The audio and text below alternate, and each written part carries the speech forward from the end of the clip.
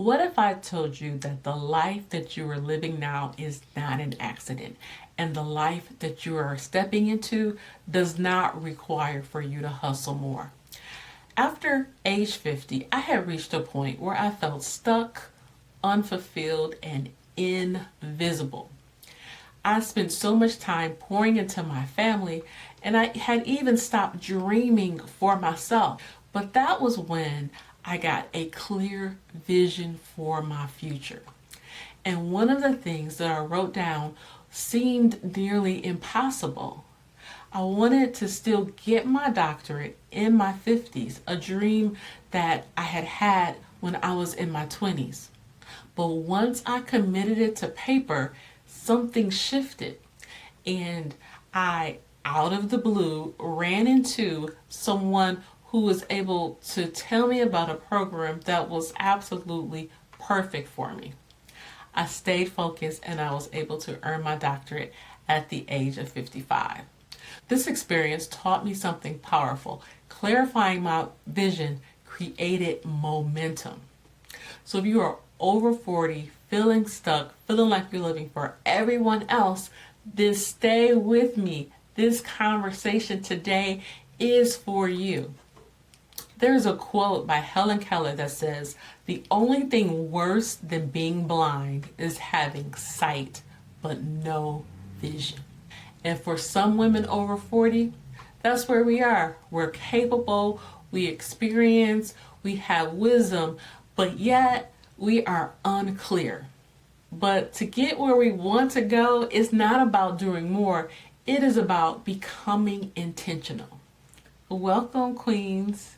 I am Dr. Monique. I am a life coach. I'm an educator. But more than that, I am living proof that it is never too late for you to reinvent yourself and to change your life. I transformed my life after the age of 50, and I am committed to helping women just like you do the same so you can live boldly, confidently, and without regret. Today, we are walking through a 7-step vision writing framework.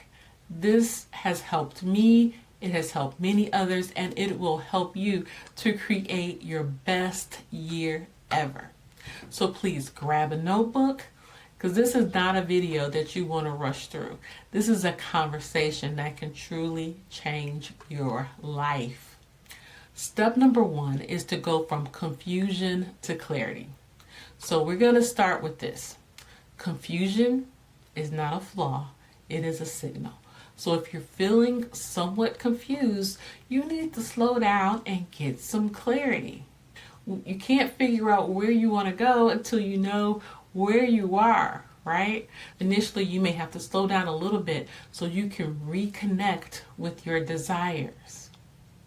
For many of us, for many decades, we have prioritized our children, our partners, our careers, our church. We just have so many responsibilities that we haven't had time to think about what it is we really want. So it is time, I'm asking you to think about, what do you want? Right? If time wasn't an issue, if money wasn't an issue, if nobody would get hurt, what would you want? What would you want to do? What would you want to be? And what would you want to have? These are some of the things that you're going to have to think about so you can truly live your best life.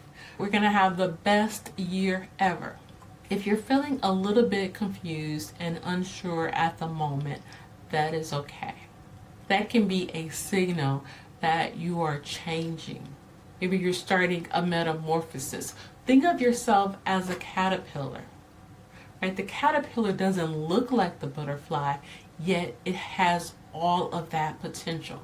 So if you don't know what you want just yet, that's okay. Right? We have time to really work on that. So here is a journal prompt for you. If I didn't have to take care of anyone else's expectations, what would I want my life to feel like? So in step 1, as you're going from confusion to clarity, you're going to have to take some time to pray, to meditate, to journal, to figure out what it is that you actually want. It's a very important step, and you really can't miss that. This particular video is part of my reinvention playlist. So I encourage you to go back and review some of my earlier videos, which may help you to gain even more clarity. Step 2 is to release old roles before writing your new vision. Here is a hard truth. You can't write a new vision while clinging to an old identity. So as you are transforming and becoming new, your old self can no longer be present, right? You can't be old and new at the same time. So many people, you try to do something new while you're holding on to your past, right? You may be in a new season. So if you're like me, I'm recently divorced. I can't completely think about who I was as a wife, or I have adult children now. So who I was when I was a stay-at-home mom, that has changed, right? I've seen myself as a dependable one, the one who always sacrificed, the one who was always there for everybody, the one who felt responsible for everybody and everything. But that's who I was in the past. So the new me, I am concerned about some different things, right? I want to fulfill my purpose. I want to maximize my potential. There's an impact that I want to make in the world, but I can't completely think about who I was and everything that I did in the past. One of the big things that I really want you to be able to do is to live a life with no regrets. We're going to leave the past in the past and just not feel guilty. Regret and guilt can keep our vision small. So we don't want to focus on everything that we did wrong. We're going to go forth and really live our best lives because we are evolving. Just like the caterpillar is evolving, we are growing and we are transforming so that we can live the life that we truly deserve to live. So here is a vision exercise. I want you to either write it out in your journal or just really think about it. The version of me I'm releasing is, and then you would complete that. Right? So for me, I said the version of me I'm releasing is the people pleaser, the one who put everybody first, the one who was afraid of failure and afraid of success because she wanted everything to be perfect. Right? I released that person. The version of me I'm becoming is confident and successful. She's a multi-millionaire. She is a best-selling author. She is a great wife. She is a great cook. Whatever it is that you see yourself, then you want to write those things down. And these steps help you to create emotional freedom. And you need to be free from your past and free from your guilt to be able to freely grow and evolve. Step number 3 is to shift from your hustle goals to your aligned goals. We need to just really honor who we are, right? Honor our health, honor our energy, and just honor the season of life where we are. We are full of wisdom and we just have so much to be thankful for. If we're focusing on just hustling, we can easily get burnt out. I've heard people say things like, I just need to grind hard. I'll rest after I'm dead.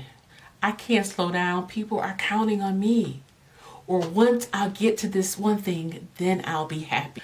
But Queen, let me tell you, you can be happy right where you are. And we need to rest. When I hear people say something like, I'll rest when I'm dead, like, I really don't want you to be resting sooner than what you would need to, right? We want to stay healthy so we can accomplish everything that we are designed to. So we are queens, and we are able to walk in our purpose. We're able to walk in our femininity. We can succeed and still be feminine at the same time. So you don't have to grind to be powerful. You need to ask yourself if your goals align with peace. Do your goals honor your body? Do your goals honor your health? Do your goals align with the woman that you are becoming, with the woman that you see yourself as? Because as I'm manifesting, I'm seeing myself as this woman that's in the future. I am the future me. So do my goals align with that? You don't need to do more. You just need to do what matters. So if this is resonating with you, please pause, take a deep breath, because the next shift is where sometimes women get stuck. Here's step 4. Understand the importance of a written plan. Writing works because this is the way your brain works. So when you write your vision, you activate something called your reticular activating system. This is a filter that decides what it is that you should focus on. Your brain starts noticing different opportunities, different resources, different ideas. For example, let's say you decide that you're going to buy a blue car. Then all of a sudden, everywhere you look, there are blue cars. Now, the blue cars were already there, but because you have your reticular activating system in motion, you're able to notice the blue cars. The same is true when you write your vision. You start noticing things that you would not have noticed before.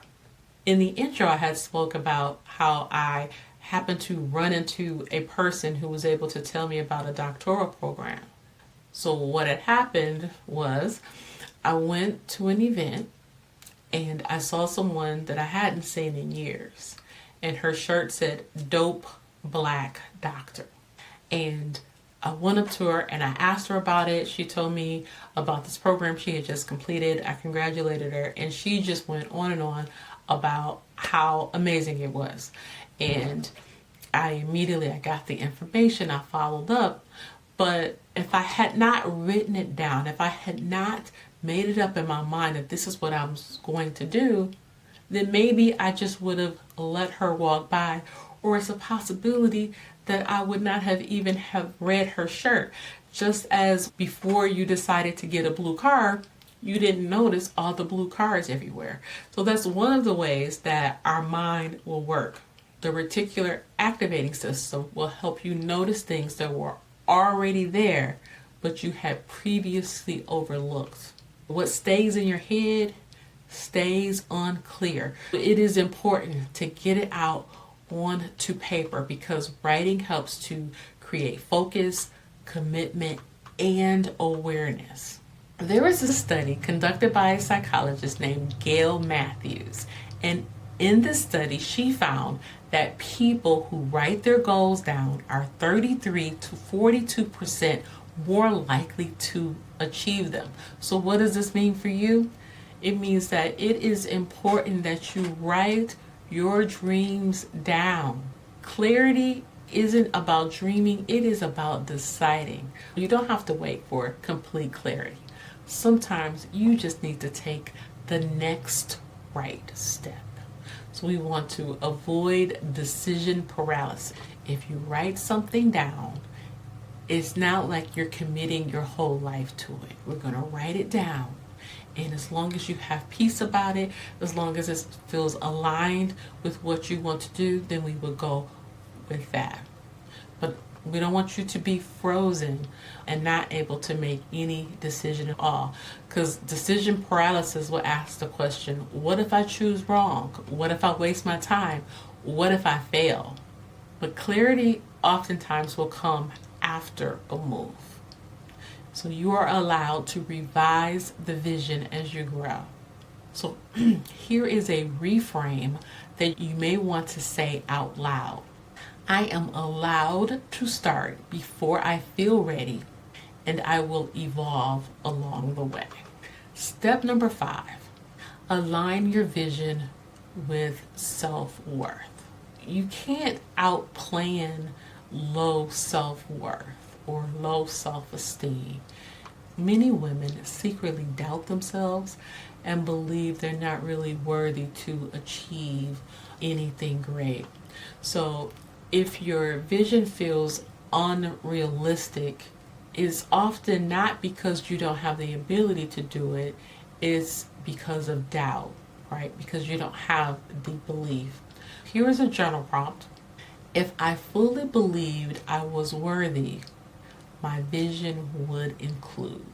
So then you can complete that. If I fully believed I was worthy, my vision would include.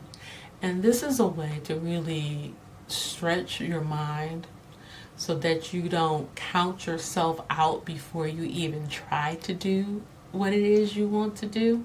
Your vision should stretch you, but it shouldn't shame you.